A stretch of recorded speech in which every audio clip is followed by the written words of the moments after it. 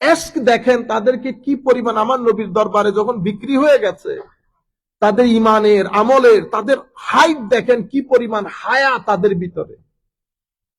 আমার নবী দীর্ঘদিন সাহাবা, সপ্তাহ চলে গেছে, 3-4 দিন হয়ে যাচ্ছে, সাহাবার দেখা নাই। আবু বকর সিদ্দিক ফারুক আজমকে বলতেছে কি ব্যাপার, সাহাবা কই? আমার বলে কিভাবে দেখেন আমার সাহাবা কই? হাই হাই, হ্যাঁ, আমার সাহাবা কই? হযরতে ফারুক আজম রাদিয়াল্লাহু সবাই খুঁজতে বের হয়েছে, সাহাবা সাহাবা সাহাবা। ঘরে গেছে, ঘরে সাহাবা নাই, 2-3 দিন ধরে সাহাবার কোনো খবর নাই। যেতে যেতে যেতে মানুষের কাছ থেকে জিজ্ঞেস করে করে নিশ্চয়ই যাচ্ছিল। কটুক পরে একটা ছেলেকে দেখতেছে ছাগল চড়াচ্ছে, জিজ্ঞেস করতেছে তুমি এরকম কাউকে দেখেছো? হ্যাঁ, এক ভদ্রলোক তো 3-4 দিন ধরে খালি খালি আল্লাহর দরবার মুনাজাত করে করে কাঁদতেছে, আমি আমার নবীকে চেহারা কেমনে দেখাবো? ফারুক আজম গিয়ে জিজ্ঞেস করতেছে সালাবা, তখন উনি আওয়াজ শুনেও বুঝতে পারেন নাই। না না, আমি কারো দিকে তাকাবো না, আমি বড় ভুল করে ফেলেছি। সালাবা, আমার নবী পাঠিয়েছে তোমার কাছে। তখন বলতেছে আমি যাইতে পারবো না আমার নবীর কাছে, আমি অনেক বড় ভুল করে ফেলছি, আমি নবীর দিকে দেখতে পারবো না, তাকাইতে পারবো না। এর পরবর্তীতে উনি লম্বা কথা, আমি পরবর্তীতে উনি আমার নবীর দরবারে আসলেন। আসার পরে আমার নবী বলতেছেন সাহাবা কি এমন পাপ হয়ে গেছে, ইয়া রাসূলুল্লাহ বলতে পারবো না আপনার দরবারে। তখন আমার নবী বলতেছে আমাকে বলো আল্লাহর দরবারে ইস্তেগফার করো, আমি কথা দিচ্ছি আমি তোমার জন্য ক্ষমা চাইবো আল্লাহর দরবারে। হযরতে সালাবা, আমি বক্তব্য শুরু করি নাই, দরুদ শরীফ পড়বো। হযরতে সালাবা রাদিয়াল্লাহু তাআলা আনহু জলিলুল কদর, আল্লাহ রাসূলের বড় প্রেমিক সাহাবীদের মধ্যে অন্যতম। Very much beloved companion of the Holy Prophet sallallahu alaihi wasallam used to love him a lot. তা আল্লাহ রাসূল কেন মহব্বত করতেন? উনিও কারণ, উনিও অনেক মহব্বত করতেন, স্যাক্রিফাইস করতেন অনেক বেশি আল্লাহ রাসূলের জন্য।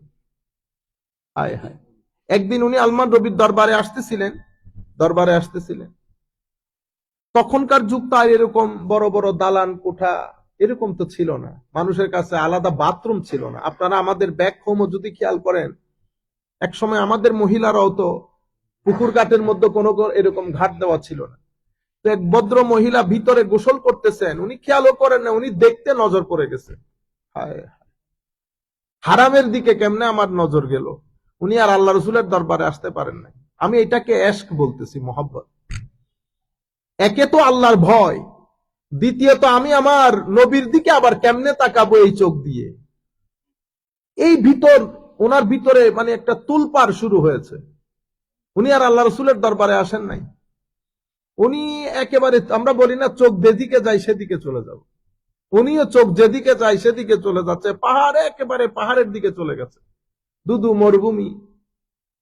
এক জায়গার মধ্যে গিয়ে একবার উপরে থাকা একবার নিচে থাকা, মানে অনেক গুনাহ হয়ে গেছে। আল্লাহর দরবারে ইস্তেগফার করতেছে, আল্লাহ এই গুনার কোনো ক্ষমা আছে কিনা। কারণ আমার নবীর হীন হায়াতে আমার নবীর সুবত প্রাপ্ত সাহাবীর এই কাজ হওয়ার কথা না।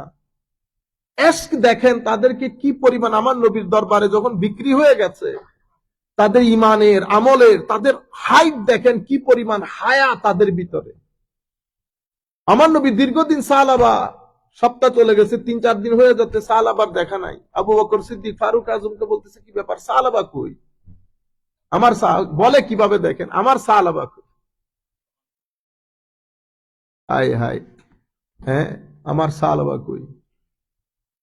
হযরতে ফারুক আজম রাদিয়াল্লাহু সবাই খুঁজতে বের হয়েছে, সাহাবা সাহাবা সাহাবা। ঘরে গেছে, ঘরে সাহাবা নাই, 2-3 দিন ধরে সাহাবার কোনো খবর নাই। যেতে যেতে যেতে মানুষের কাছ থেকে জিজ্ঞেস করে করে নিশ্চয়ই যাচ্ছিল।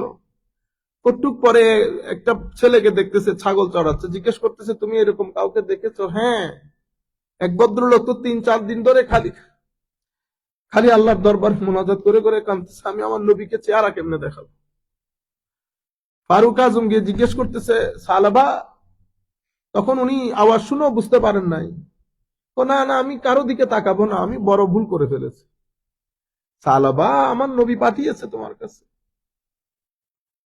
তখন বলতেছে আমি যাইতে পারবো না আমার নবীর কাছে, আমি অনেক বড় ভুল করে ফেলছি, আমি নবীর দিকে দেখতে পারবো না, তাকাইতে পারবো না।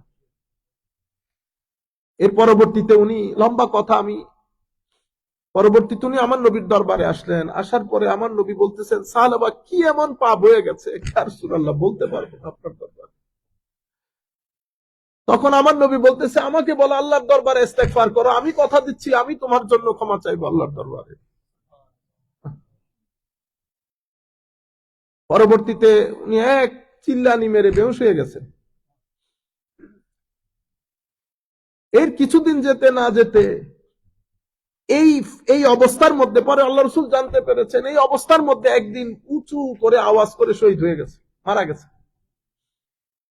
আমার নবী আল্লাহর দরবারে ফরিয়াদ করেছেন, আল্লাহ আমার সাহাবাকে মাফ করে দাও।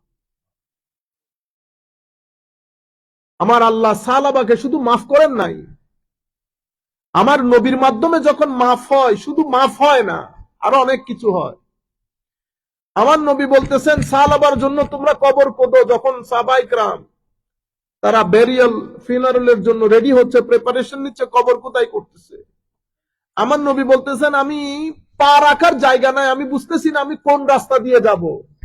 কারণ জমিনের প্রতিটা ধূলিকণা ফেরেশতাদের মাধ্যমে আল্লাহ সাজিয়ে ফেলেছেন সাহাবার জন্য। আসমানের কোটি ফেরেশতা সাহাবার জন্য নিচে নেমে এসেছে।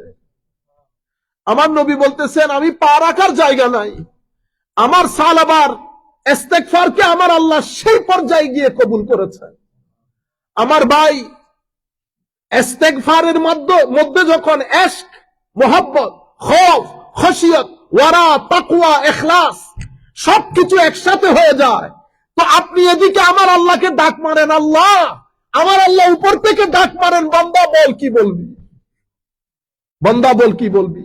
আপনার জবান দিয়ে মাফ চাইতেছি এই কথা বলার আগে আমার আল্লাহ ক্ষমা করে দেন, আমার আল্লাহ ক্ষমা করে দেন। সালাবা, তোমার গুনাহ কতটুকু, তোমার গুনাহ যতটুকু তার চেয়ে আমার আল্লাহর মাগফিরাতের সমুদ্র অনেক বড়। আমার ভাইয়েরা, আপনার গুনাহ আপনার দৃষ্টিতে অনেক বড়, কিন্তু আমার আল্লাহর মাগফিরাতের সামনে আমাদের গুনাহ কোনো কিছুই না। শুধু ইখলাস দরকার হয়, ভদ্রতার দরকার হয়, নম্রতার দরকার হয়। কিন্তু আমাদের ভিতরে কিছু জিনিস ঢুকে গেছে, কিছু দুনিয়া, কিছু লোভ, কিছু লালসা সামগ্রিকভাবে আমাদের সামগ্রিক জীবনের ভিতরে একটা ডেডলক তৈরি করেছে।